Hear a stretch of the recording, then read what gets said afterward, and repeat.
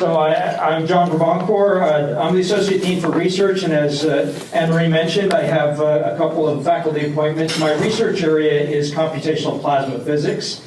So it's not directly aligned with this, but as we like to say in the plasma physics world, 99.99% of the observable matter in the known universe is plasma. So ultimately, all of this stuff we're talking about is made out of plasma at some point in its history.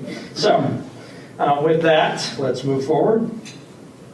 So I'm going to talk a little bit about the College of Engineering's portfolio of different elements of research, and I'm going to talk about this from the vision level. I won't go very deep into the technologies. A couple of folks, Haider Rada, Professor Rada from ECE will talk later in detail about some of the automotive technologies, and Professor Gates will also talk later about some of the infrastructure technologies. So I'll only mention them in passing at the high level, and I'll also talk about related efforts that we have which leverage these same technologies in other areas, and I'll say a little bit about the economic connections among all of those things.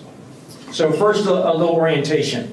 Our effort, we branded as Mobility Studio, and Mobility Studio is sort of the umbrella for our mobility efforts in the College of Engineering. These include three major components. The first component is the Canvas vehicle. That's this is a connected autonomous networked vehicle for active safety, and so this is an effort to design and develop technologies for vehicles, and we'll say a little bit about that in general here, and then later you'll hear in more detail. Second piece of this is smart infrastructure, and the smart infrastructure means not just signal lights and so forth, it means pavements with sensors, it means bridges and so forth. So it really means a lot more than just buildings and roadways. It's really something that we connect all together, and ultimately the last component of it is this notion of mobility management, and this is software that ties together the vehicle and the infrastructure so that they interoperate, that allows, for example, management of mobility in an urban environment, which maybe we were talking at lunch, may be very different from the mobility in a rural environment, and very different needs and very different economics. And so all of those things are tied together with this notion of mobility management. So you can think of that as software or something of that nature, software and process and system that ties that all together. Okay, so in this Mobility Studio concept, really our main focus obviously is on safety, but security is important. Lots of different environmental and fiscal impacts can arise from this, including fuel efficiency, including controlling and dealing with emissions, and so forth. Traffic throughput is very important because obviously time is money, and if you want to make your city or your urban environment more attractive, the less time people are spending doing nothing or doing something unproductive like trying to get from point A to point B, and more time being at point A and point B, the better and more attractive your city is going to be to new business. So those are important factors to consider in this, and it's also a quality of life issue. If people are spending a lot of time commuting, they're going to be less happy, have less time for the family, and so forth. So those are all important aspects in terms of the overall picture. Public health is an aspect of this. Management of events, right? We're on a university campus, so we want to manage events like football games and basketball games and so forth. We also need to manage emergency events, and we need to be able to park the waters, if you will, and get those emergency vehicles out quickly when we need to. Those are all important aspects. And then on a college campus especially, arbitration between pedestrians and vehicles is crucial. We're obviously in a pedestrian-intense environment. Although we could imagine in an urban center with very tall buildings and therefore a high pedestrian density, we may have people who walk to lunch and so forth. So the pedestrian density in those environments is not so dissimilar from the university environment. Okay, so I'll say only a few words about Canvas here, and we'll hear more later, but this notion of a connected, there we go, a connected, I'm going to hit two forward and one back, and that'll be the technique. So this notion of a connected autonomous network vehicle, and those words actually are separately important. So you think about vehicles which are connected. They may be connected to the phone in your pocket. They may be connected to the infrastructure. But ultimately, you want them to be networked because you need all of the cars to talk together. If you have an emergency situation, let's say a large object falls off of a truck in front of you, and the car needs to decide where to swerve to avoid that object. It has to then be able to understand what all the other cars and the pedestrians around it are doing and will do. And so the algorithms have to be predictable. They have to be coordinated. They may even be able to communicate, even that split second, a little bit about something in the decision. They may have pre-built decision trees, but they may have a couple of choices, and they may communicate that choice and negotiate that among each other so that if you have oncoming traffic, you don't want to swerve into that. You may have to swerve towards a ditch, and there's some risk of losing control there, but it's a smaller incident than a head-on collision, obviously. So there are lots of things that have to be taken into account. The other cars that are connected need to be communicating and need to be predictable. If you have cars which are programmed with totally different decision trees, they may do exactly the wrong thing, expecting the other one to think like they do. And so therefore, standards will become important. Those are all going to be important factors in making this all work together. A few key technology areas. We're not building cars at MSU. We're not going to build a car. We're going to, it's like the old BASF commercial. We don't make materials, we make materials better. We're going to build specific technologies to enhance cars. They will be technology in the car, technology in the infrastructure, software tying it together. But there'll be very specific areas where we have strength. We'll go after those strengths specifically. And so you can see a number of those listed here. Multimodality sensing, by which I mean machine vision in the optical spectra, so it's not so different from the way your phone camera works, using CCDs for visible light. We can also extend that into farther spectra that your eye can't see, for example, infrared, different stages of infrared, and I'll show some pictures that explain why that can be very important. We can also extend that even farther into longer wavelengths, lower frequencies, into microwave frequencies, millimeter wave frequencies. So microwaves are not so different from the thing that the government spies on you through, the box in your kitchen, right, that they can look at you through. But the thing that you use to cook your food is a microwave that operates at 2.5 gigahertz. It's very similar to one of the bands that your phone uses. Just a different power level. It basically makes water molecules rotate and heats them up that way. But that can also be used, and is used, for example, in aircraft to do radar imaging and things like that to detect where the other aircraft are. So that's a very important aspect of this, because vision doesn't always get you all the way. So the ability to use these other spectra allows you to see things like metal objects, to see things through snow, through rain, through fog. Radar is not stopped by those things, whereas obviously the visual spectrum is stopped by those things. And so microwaves let you image things in big blocks. The wavelength is about 8 centimeters. And so you can see things down to about a few centimeters, like let's say a quarter wavelength, so about 2 centimeter objects are the smallest objects you can see. That doesn't give you a lot of resolution. A child might look the same as a fire hydrant under those circumstances, so it's not ideal, but it's very cheap, right? You can buy a kilowatt for $5. So the core of your microwave oven at home is a $5 component out of China that costs $5, and it produces a kilowatt of power. So that's an incredible number. So keep in mind that that same device is what won World War II in the Battle of Britain.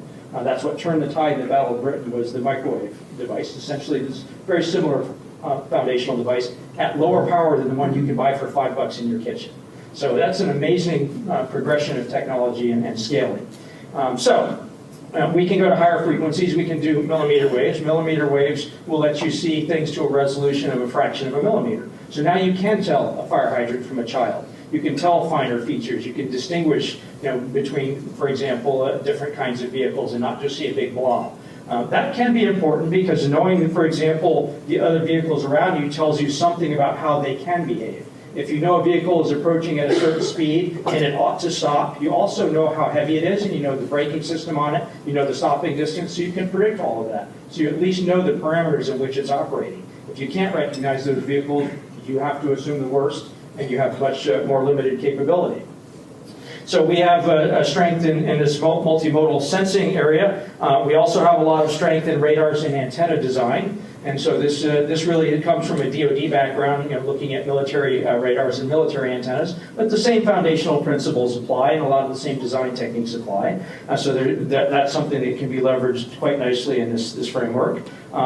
Also, X-to-X networking, where X may be one of vehicle, infrastructure, or human, so V, C, or H. But networking between all of those things to manage their traffic, to understand where they're going. If they placed a request in their mapping software, you know where they're headed. You know that they're going to go through this light and then that light, so you can actually set up a progression of lights, set up a progression of cars so that you minimize the interactions with pedestrians and cars. You minimize the waiting time at lights. You minimize cross traffic so that you basically make what looks like computer packets, right? You send information in computers in packets. If you could send cars in packets, you could hold the green light for the packet, and then once the packet's gone, switch to the other direction, send another packet. And as long as you can arrange those packets in the right sequence with the right spacing, you can reduce or eliminate the number of stopping points. And so that makes things not only more safe, but also much more efficient. So there are a number of benefits that come from that. So sensor and data fusion, you can imagine many sensors will arise from this. I mean, just take something as simple as tire slippage. So if you want to know how the traction, the condition of the roadway is, having a sensor that measures tire slippage and also differential tire slippage across the axle is very useful because it tells you something about the condition of the roadway. That tells the other vehicles that are going to come through that roadway next what they ought to be aware of and how they ought to adjust their performance. It also may tell city managers something about where they need to go and apply salt or clear debris from the roadway and so forth. So there's a lot of valuable information in that. Fusing all of that data together, and this data fusion notion really means fusing data from multiple sources together. So all of you probably remember the fatal Tesla crash last May. That crash occurred in no small part because it wasn't fusing data together. It was using only the visible spectrum. And so a large truck pulled in front of the Tesla vehicle. The Tesla vehicle did not recognize it because the paint on the side of the truck under the high contrast sky behind it was indistinguishable from the sky, and so it didn't see the truck.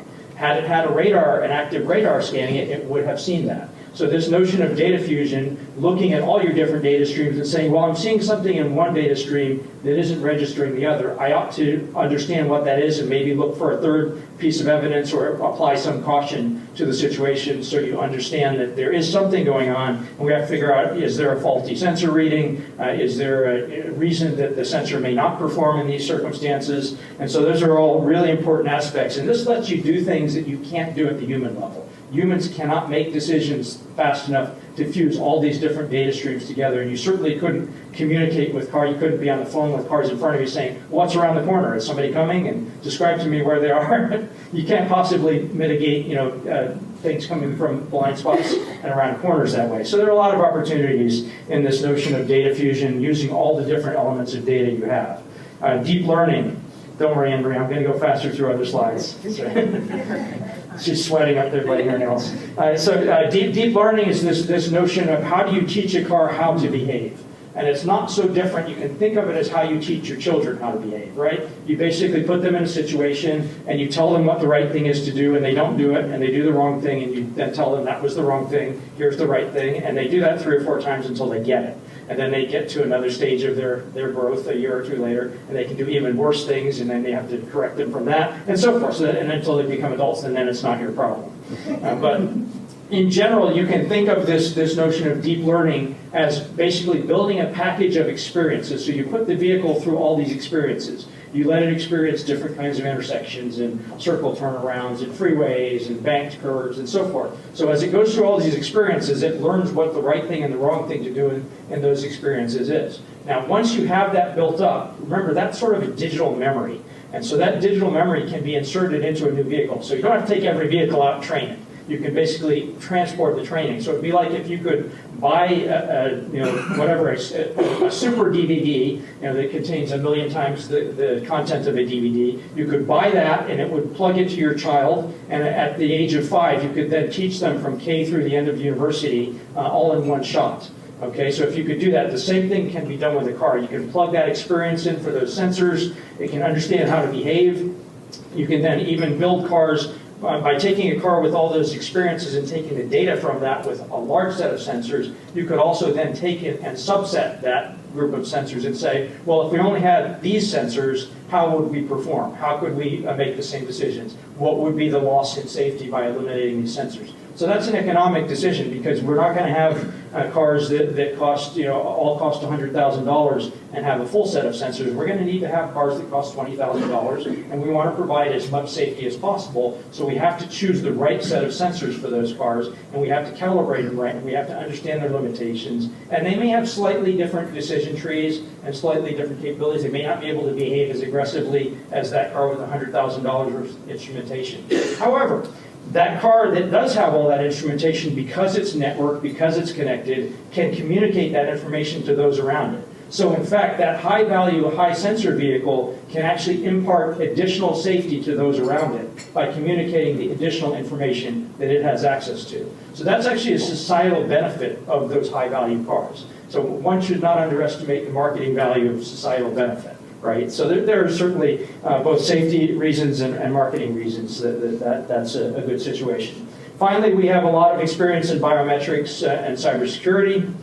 So on the biometrics side, MSU has developed a lot of the fingerprint technologies used by law enforcement and Homeland Security and so forth, and also facial recognition. Facial recognition is being used in airports. It's being used in DoD to make sure the right personnel have right access to the right rooms and so forth. So all of these technologies are important, because that fingerprint allows you to make sure that the driver of that vehicle is an allowed driver. The facial recognition may do the same. It may provide additional backup. It may be able to help you to distinguish if someone is using a fake fingerprint or using some sort of makeup or something to spoof someone else. Those are all things that you can discover using these, again, multimodal elements of information. Finally, you can get features out of that, because if you have facial recognition, you can set, for example, the seating, the heating and cooling, the radio stations and all that sort of stuff, sort of all the aesthetic stuff in the vehicle, according to who the driver is.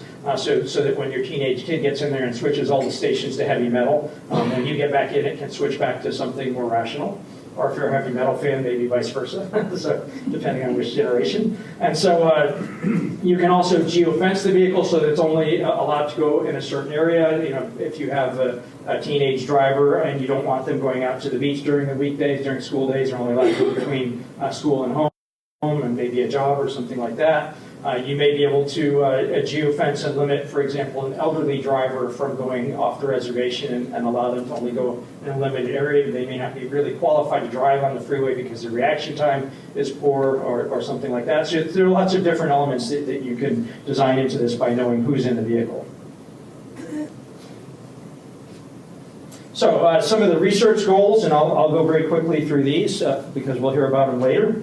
So that was more quickly than I intended. Some of the research goals include pedestrian and cyclist activity, vehicular activity, so being able to measure these all externally, looking at traffic monitoring, and especially road and weather conditions. And so these are all important factors. In Michigan, obviously, our competitive advantage is that we have all of these conditions. Not all states have that. So you can think of things that obscure the roadway, that obscure some of the instruments that measure things in the vehicle, whether that be fog, whether that be rain, whether that be snow, leaves in the fall, sand in the summer blowing across the road. Those are all things that can have an impact. And then the internal sensing, being able to tell the state of the person in the vehicle, what their posture and their gestures are, and that tells you something about how they're behaving. If it's a Class 3 vehicle, meaning that the human has to be ready to take over in an unfamiliar situation, are they ready to take over? That's an important factor. Age estimation, so if you see, for example, people on the side of the road, you might take a very different level of caution if it's an adult versus if it's a child, and especially a child by themselves or a child with a pet. They may behave very differently than if they're with an adult or than an adult does. And then I mentioned before, occupant personalization. Okay, so we're going to do this and force it. There we go. This notion of situational awareness, and you'll hear more about this later, but really the main point you should take away from this is the ability to do more and better, faster decisions, more information input into those decisions than you can do with just human senses. And that's because human senses, you can do things with reaction very quickly, but to do things in a very considered way, calculating trajectories, humans don't do that very precisely. They do that very instinctively. Also, the notion of cost and economics is going to be important in this. Understanding which sensors are redundant or how redundant they are and in which situations may become very important. And then this notion of four-season driving and being able to handle this anywhere is going to be important. Okay, so I'm not going to say too much about these other than you'll hear a lot more about this later, and you'll hear more about these as well. So I'll just note the difference between these pictures. This is just the same picture taken with the visible spectrum here. So this is what you would see, and this is what your visible camera would see. And there are people here you can't really see. However, with the infrared camera, you can clearly see that there are people there on the side of the road. And this has to do with contrast. This can actually happen in broad sunlight, actually. If you look at a scene, I think I have one. No, I don't. Sorry. There. You can also see through other vehicles, see around corners using the cameras built into the infrastructure, using the cameras built into the other vehicle. So in this particular case, this truck is stopped at a crosswalk. And the reason it's stopped is there's a student walking in front of it. And you can't see that. So if you're approaching on this lane, in fact, this is one of the most frequent forms of accidents on campus. You have now a student that's going to pop out suddenly from here, and you can't stop in time. So if you can see through that, you can see what's happening, you can see why it stopped. It could also be that it's stopped at a roadway and a car is pulling in front of it, it's letting a car in, for example. So those are all important components of this. This is a pattern recognition applied to recognizing humans, and you can see it's not only recognizing human pedestrians, it also recognizes a biker as a form of pedestrian in a different posture. And so it also has, you probably can't see because the green on this is not too bright, but there are little arrows. The direction of the arrow tells you the direction that this object is moving, and the length of the arrow tells you the speed. So you can actually be predictive about where things are moving. Okay, so I already said a little bit about areas of excellence at MSU. And so you can see a number of different things under sensor fusion. We talked a lot about this already, so I don't think I need to go into more detail. We actually covered all of these. We haven't covered a lot of these yet, so I'll say just a little bit, and Professor Gates will say more later. But the notion of having various types of infrastructure sensors, you probably read about the Mackinac Bridge having sensors placed on it. Those are vibration harvesting network sensors. They communicate vibration modes. They tell you something about the health of the bridge. They tell you about the performance of the bridge and so on. So this is a way to see stress and strain in a structure. And so one could apply a very similar notion of this to mark, for example, lane edges in pavement. One could make flat and conformal antennas, high gain antennas. You'll need to transmit the information in a narrow beam towards the oncoming traffic. You can vibration harvest so you don't have to run power lines. So it could be very cost effective, the major component being probably the labor of stamping down, maybe $1 sensors in the road every 100 meters or something like that. So certainly some interesting options there. In addition to the current use of monitoring buildings and bridges. Lots of different issues with pavement. The way water drains through or around pavement is important. The way it expands and contracts as the temperature changes. The way it wears. The way, once it has a small damage, how that propagates. Those are all really important factors that many of you have to deal with on an economic basis all the time, whether you drive or whether you build roads. We all have that challenge. The ability to detect fire and smoke is very important. That tells you something about what's going on, for example, in a bridge structure, underpass, and so forth. Infrastructure safety modeling is a key aspect of this that we'll hear more about later in terms of how one might lay roadways out, how one might do the planning, how one might instrument it. And that may be a very different way of managing it with autonomous vehicles than you might manage with manually controlled vehicles, because you'll have a different level of precision, but you'll also want to have maybe a stronger level of recognizability, because vehicles will be most strongly performing in recognized road systems They're not going to perform as well when they have an unfamiliar situation, much like most human drivers, frankly, also see a new situation or challenged by it. You see, for example, senior citizens come up to a circle turnaround and not sure what to do. You see them turn left and go the wrong way around it to make a left turn sometimes. So there are challenges like that that exist that can be mitigated by some of this technology. And then traffic modeling, prediction, optimization, so the management of the movement of all these pedestrians and vehicles and so forth is very important. Okay, some sensor technologies, and I think Professor Gates will say more about this, so I won't spend too much time on this right now. Let me say a few words about big data integration, because I think this is important.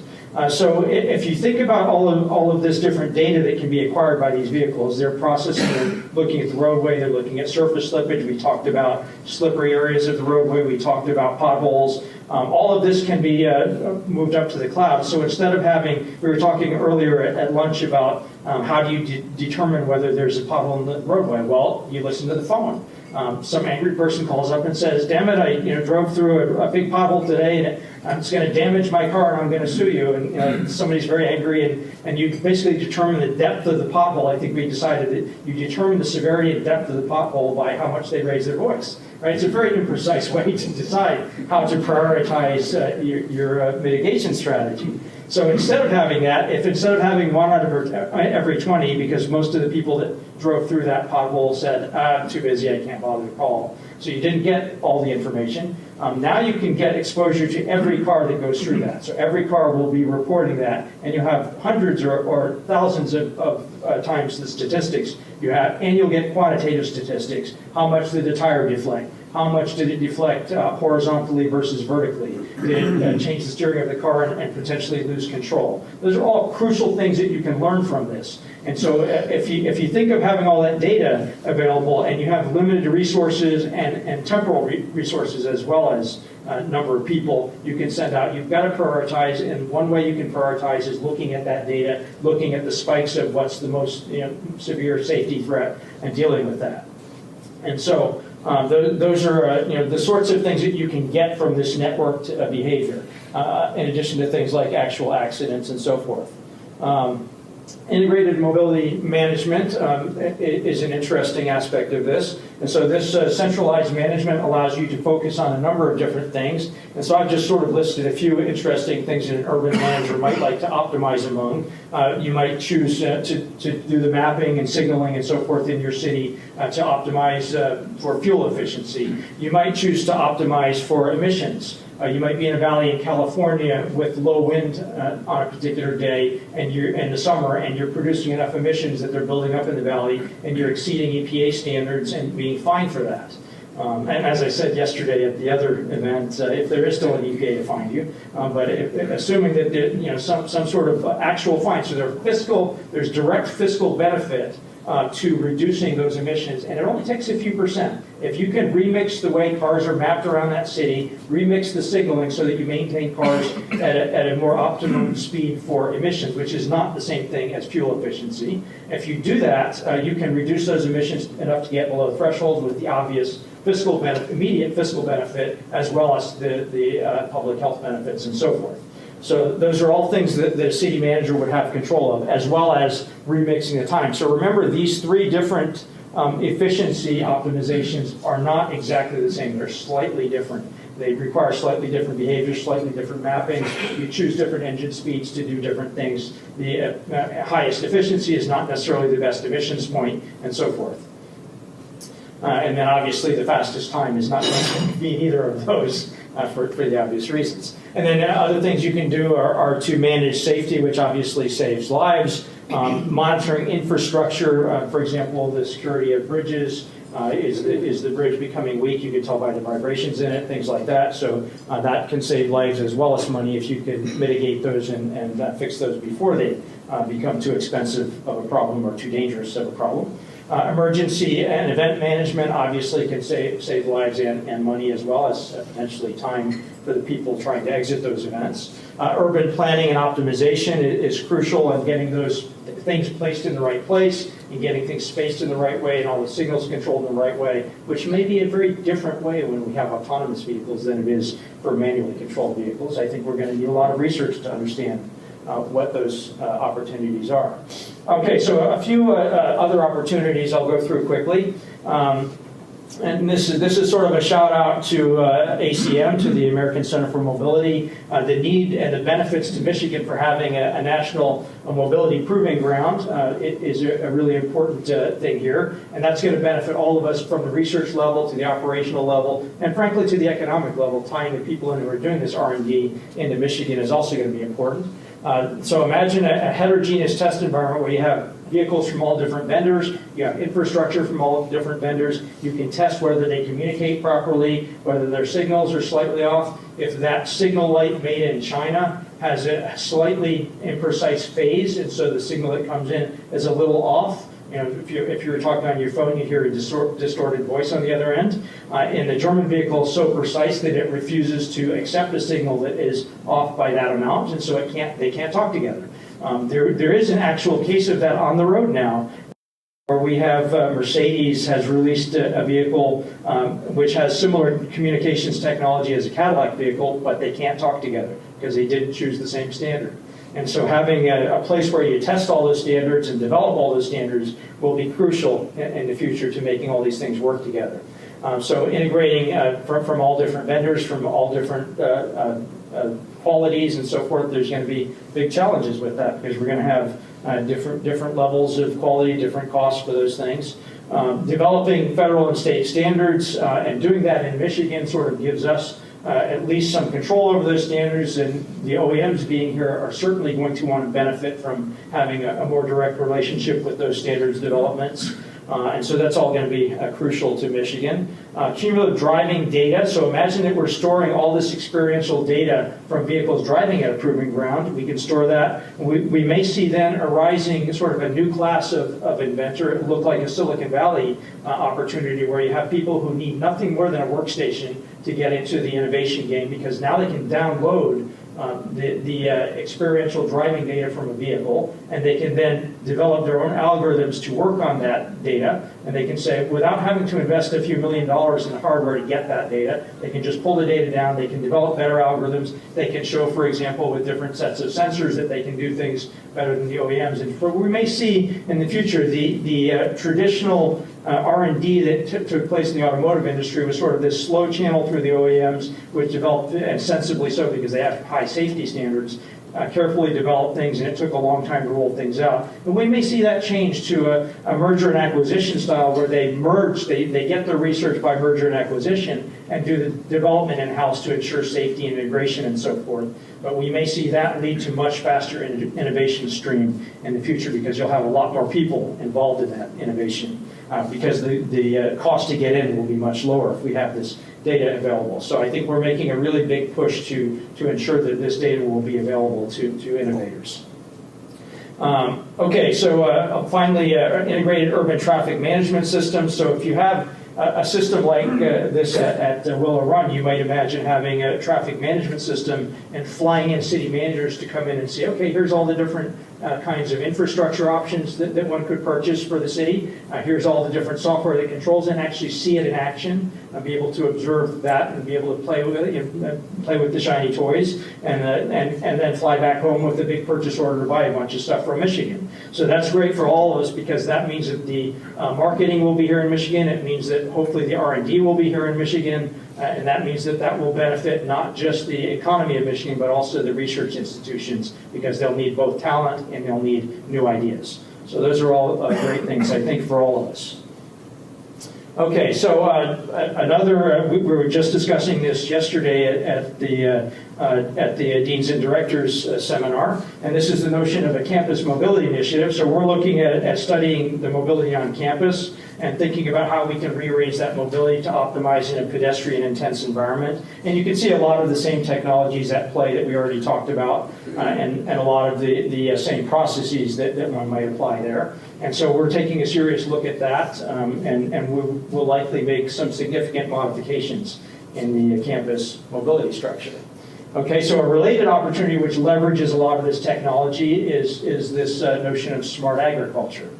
using technology in the production, processing, and delivery of food. And you can see lots of the same sorts of technologies at play here as well. And so these are all in some way related, using the same underlying technology, deep learning, lots of machine vision, lots of robotics and so forth, actuators, sensors. So not such a terribly different opportunity. So in terms of transformational technologies, so I like to think of this as sort of four major things that change civilization. So in the 1980s, and we can argue back further, there are certainly more of them, but let's start in the 80s, because we're all young enough that that's kind of where we start, right?